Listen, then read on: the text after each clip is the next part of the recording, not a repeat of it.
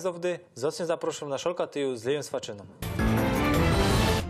Dobry, przy kolejnej szolce tyju, kiedyś tam już z rzędu, nie pamiętam, mam przyjemność gościć pana Stanisława Muca, autora sztuki od początku do końca napisany po śląsku. Ja na tej sztuce parę lat temu miałem przyjemność być i był do mnie to szok, bo była to sztuka napisana w języku moi, jak to Niemcy go dają, w Muttersprache. Panie Stanisławie, co pan tak spowodowało, że pan taką sztukę wziął i napisał? Co było inspiracją? Skąd się to wzięło? Znaczy, inspiracją było zamówienie Teatru Śląskiego, bo nikt żeby nie pomyślał, żeby napisał jako sztuka po śląsku, bo do mnie to był język mojego dzieciństwa. I do tej pory już pisał w języku, którego się nauczył po polsku, nie? Ale jak się dowiedzieli, że godą po śląsku i że to był mój pierwszy język, no to powiedzieli, może byś spróbował napisać coś o swojej rodzinie i tak to się zaczyna. No dobra, ja powiem tak, ja ta sztuka widział i wiem, że tam na tej pierwszy raz, jak to było we teatrze puszczone, to byli tak richtig ino goście zaproszone. No ja, moja małżonka też, ale mnie tam się tak, na mnie, co mnie tak pizło, to, że ta widownia nie do końca kapowała, o czym tam jest gadane, bo poza mną, moją żoną i być może Michałem Smolorzem, który na przodku siedział, to reszta sali nie wiedziała nawet jak reagować, nawet nie wiedzieli, o czym tam te aktory gadają. No do mnie to jest prosta rzecz, bo ja to napisał bez żadnego słownika. Ja to napisał tak, jak ja słyszałem w latach 70., jak tam te umy jeszcze gadały. I ja się wychował w takiej enklawie, polskiego nie było wcale słychać. I to jest to, że ja, zanim Zech poszedł do szkoły, to ja po polsku wcale nie gadał, ani polskiego tego nie słyszał. Jak Zech dostał do ręki książka Mój język ojczysty, i to ja się musiał tę książkę nauczyć po polsku. I do mnie to było coś naturalne, że to nie było nic udawanego, to było tak, jak ja słyszał. Do mnie było siednąć i napisać to, co słyszał od mojej babki, od ojców. To było coś do mnie takiego, że się nie musiał wysilać za bardzo, żeby to się wspomnieć to, jak się go dało. A to się słyszy w uszach się to ma, nie? No ja wiem, że ten język jest we sercu i we naszych głowach, ale to jest tak, ja nie skuli tego, że mi się bardzo podobał ten język tej sztuki, ale też jeszcze jedna rzecz, to była pierwsza sztuka napisana od początku do końca po śląsku. Śląskich sztuk teraz przybyło, bo jeszcze przed tym Polterabentem był Holunek, który był przetłumaczony z niemieckiego na polsko i śląskie odzywy zostały tak jak w oryginale. A i tam, jak widownia jest aus, to potrzebuje dolmetschera, żeby wiedzieć, o czym tam aktory gadają. No, ta wasza sztuka, ten Polterabend, to jest richtig taki dowód, że śląski język istnieje. Że śląski język to jest taki, że nie wszyscy wiedzą, co nie znają go, jak my się tutaj oba sprawimy. I czy ja to dobrze rozumiem? No, śląski język albo gotka, to jest dużo teraz wadzenia na ten temat, ale mnie to za bardzo nie interesuje, że Ślązaków też to nie interesuje, te wszystkie dyskusje na górze językoznawców, co to jest, bo to jest po to, żeby była jakaś dyskusja na ten temat. Ja godzę tak, że śląski język to jest taki miszung, nie?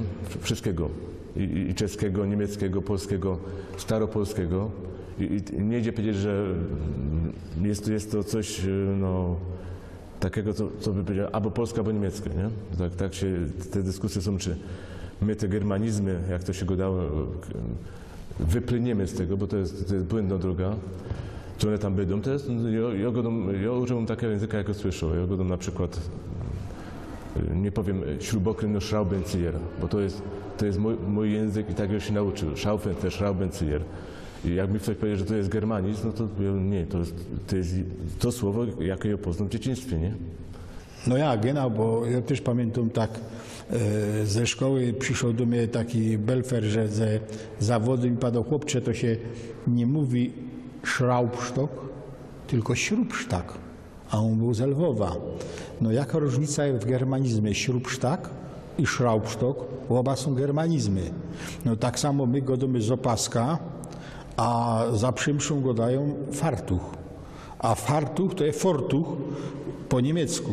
No bez tego nie brunia Polakom mieć germanizmu we swoim języku, ale niech oni się od mojego języka odwalą.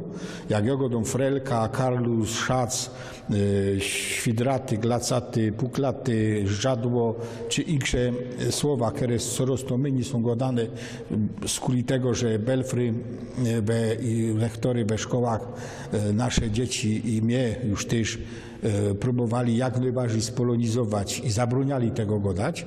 Mam nadzieję, że teraz się już po leku będzie to ten czas skończył i będzie szło wrócić do naszego języka w tej postaci, może nie całkiem jak było to w latach 50. czy nawet w latach 20., bo w tamtych czasach nie było komputerów, nie było komórek, nie było jakichś tam rzeczy, no ale nie będziemy wyciepować albo szukać w niemieckim czy w czeskim nazwy do komórki, nie? Nie? No. No mnie takie, najbardziej co mnie szteruje, to takie udawanie, bo kiedyś to, jak mi matka godała, ty udowoz, nie? Udowoz to znaczyło, że godos po polsku, bo ja się tego polskiego musiał nauczyć, nie? No ja. To jest udawanie. A teraz jest druga strona. To Poloki udawają śląskie i gadają, że to jest po śląsku. I niektórym się wydawało, że powiedzieć słuchaj hopie, to jest śmiesznie, nie? Bo to jest po śląsku i resztę nie zlicza. To jest taki język, co jest do kabaretu wziąć się nadawał albo na jakieś Oktoberfesty. To jest taki język eksportowy do Warszawy, żeby tam się mogli z tych Ślązaków pośmiać. Nie? Bo to jest śmiesznie. Jak ktoś powie słuchaj hopie, no to wiadomo, już się śmiejemy, nie? A co reszta to już jest nieważne. No ja, bo w tych kabaretach je hopie, albo ja by tam przyszedł i to, co ja wszystkim tym, co po śląsku nie poradzą, a im się wydawało, że po śląsku poradzą, to godą tak, to przełóż mi teraz na Polskę, co to jest. Stoi Karlus przed żadłem i godą świdratych, puklatych, glacatych, a frele mi tak wesprzają. Po jakiemu? Chyto się za briefmapa i już wie. A wy wiecie? Takie pytanie. Próbujcie go dać tak jak ja, albo jeszcze lepiej, bo mi się też zdarzyło, że godam coś po polskiemu.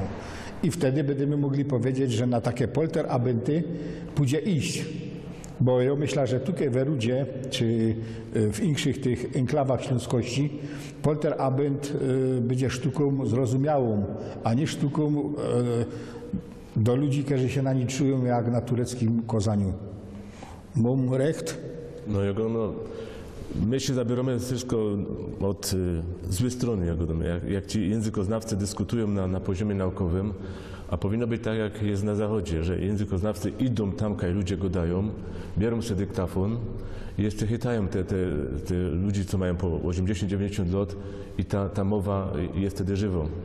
No musimy stworzyć jakoś, nie wiem, fonotykę śląską, coś takiego, żeby to przetrwało, bo jak my będziemy dyskutować, czy ten śląski zaginie, czy nie zaginie, no to nic z tego nie będzie. Musimy dokumentować to, co teraz jest, iść do tych Altersheimów i wszędzie i tych ludzi posłuchać, jak oni gadają. I wtedy będzie do nas jakiś wzór i wtedy możemy tego języka uczyć następny. Wtedy to ma sens, nie? No, ja padł nie do Altersheimów, bo ostatnio było na takim placu młode ludzie gadali po śląsku. Można nie tak jak moja uma, ale tak jak ja. Co ja myślę, że to już nie poradzą. Słyszę w rozmaitych internetowych radiokach też niektórzy dobrze gadają, niektórzy gorzej gadają po śląsku, ale macie chyba panoczku recht, że my powinni ten język żywy, ten język godany nagrywać, bo jak się będziemy wadzić, czy ma to zapis być z kółkiem, ptoszkiem, czy ma być taką, czy w lewo, czy inaczej, to my tego języka nie uratujemy, bo jak nie będą ludzie poradzili godać, to jak go zapiszą, to on będzie tyle wert, co język język staroegipski. Pójdzie odczytać sens, ale nikt go nie będzie umiał wypowiedzieć. No to będzie czytał, nie? No to będzie czytał. To jest druga sprawa. Genau.